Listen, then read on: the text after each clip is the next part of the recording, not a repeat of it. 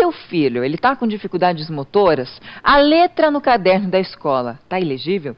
Você sabia que ele pode sofrer de transtorno global de aprendizagem? É grande a palavra, viu? Mas a gente vai entender agora, no quadro Qualidade de Vida, o que é esse distúrbio.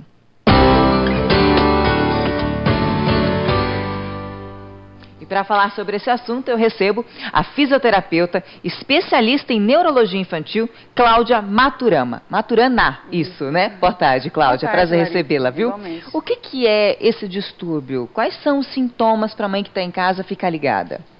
Então, Larissa, os sintomas são muito variados.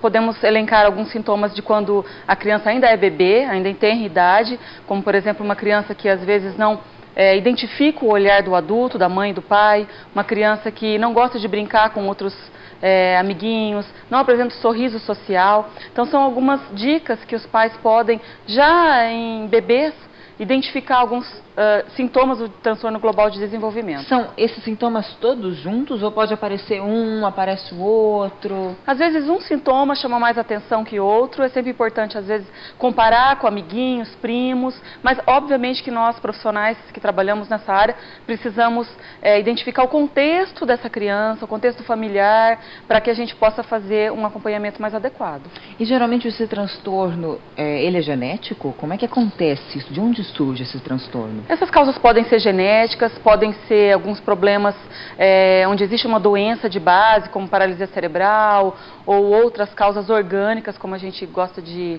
dizer, mas também podem eventualmente aparecer exclusivamente, unicamente, sozinhos. O que é o transtorno, para quem está em casa? O transtorno global de desenvolvimento, ele tem uma gama de situações que nós poderíamos citar. Psicose, esquizofrenia, e o mais comum hoje em dia, que é muito difundido, muito falado na mídia, é o autismo. Fala um pouquinho de cada um. Um é diferente do outro, Cláudia? Pois é importante que a gente consiga diferenciar as doenças mentais das doenças, dos déficits intelectuais. Uma criança que tem uma paralisia cerebral, uma síndrome de Down, às vezes não tem um coeficiente de inteligência, o QI, como é chamado, normal, né? Sendo que o normal é mais ou menos 80. Então, essa criança tem um déficit intelectual.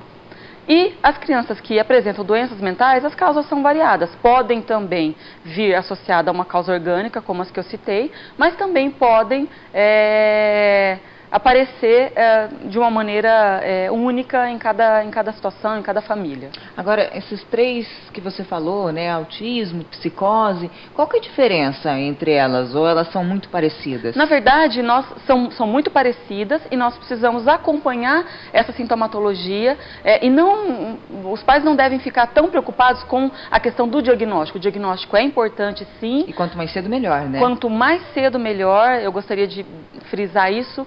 A intervenção precoce, seja em qualquer uma das áreas, porque existe uma equipe multiprofissional que necessita trabalhar com essa criança. Inclusive lá no Nupar tem esse atendimento, né, com essa equipe, e é um atendimento de graça, né, Cláudia? É bom a gente frisar isso, né? Tem um atendimento de fisioterapia, fonoaudiologia, psicopedagogia, né?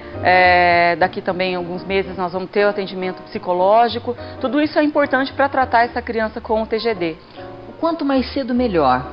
A gente fala isso porque existe até a possibilidade de cura, dependendo do caso, se for diagnosticado cedo. Isso vai trazer um benefício enorme para a criança. Se não for diagnosticado, também traz muitos transtornos, né, Cláudia? Exatamente. É muito importante que a criança seja identificada com qualquer tipo de sintoma logo cedo, né? Não deixar para que chegue no momento da idade escolar. Obviamente que, mesmo estando na idade escolar, se for identificado algum tipo de sintoma, como uma criança que tem uma letra ilegível, uma criança que é desajeitada, esbarra nas coisas, derruba o material sobre a carteira dos colegas ou de si próprio, ou então uma criança que não participa das atividades recreativas. Geralmente quem vai perceber mais é o professor nessa hora, né? Exatamente. O professor está ali todo dia, então tem condição de perceber que essa criança não está tendo um rendimento escolar como dos outros colegas.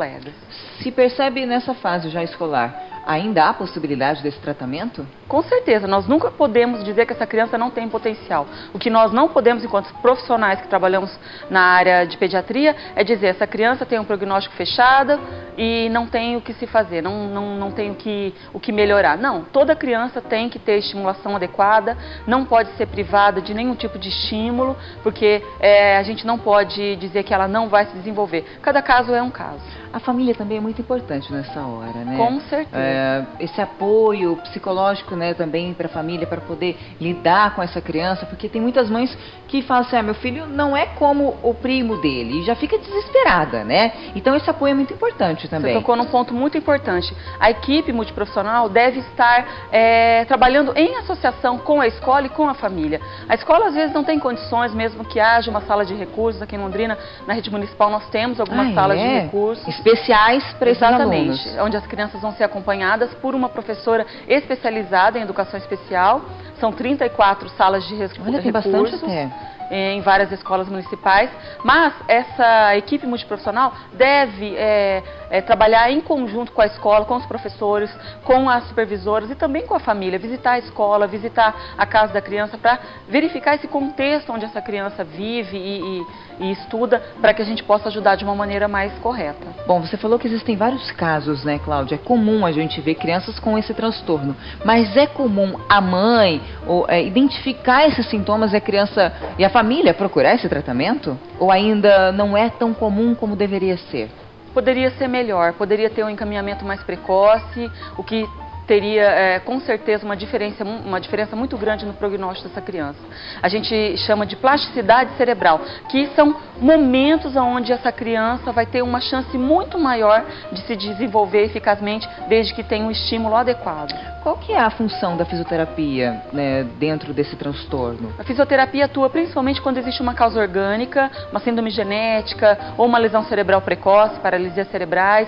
Mesmo às vezes crianças que têm uma dificuldade na coordenação motora, no equilíbrio, que são mínimos, também podemos trabalhar nesse sentido, a psicomotricidade, por exemplo. Essa coordenação motora é aquilo que você falou, né, de se esbarrar, derrubar tudo muito fácil, né? Coordenação motora global, que é isso que você está comentando, e temos a coordenação motora fina, que é a escrita mesmo, que é a letra. De melhorar aquela letra que tá feia. Sim. Então, mãe, o recado acho que é esse, né? Se seu filho ou sua filha apresentam desses sintomas, né, que a Cláudia falou aqui pra gente, pode procurar até o Nopar, né, Cláudia? Pode, tem um atendimento de graça lá, tem outras instituições em Londrina também, que também trabalham com esse apoio. Exatamente. Mas vai ter esse apoio que é importante para a família nessa hora, né? O importante é não camuflar, falar, não, isso aí não é nada, ele não está muito bem hoje, ou ele não está passando por um momento legal. Vai melhorar, né?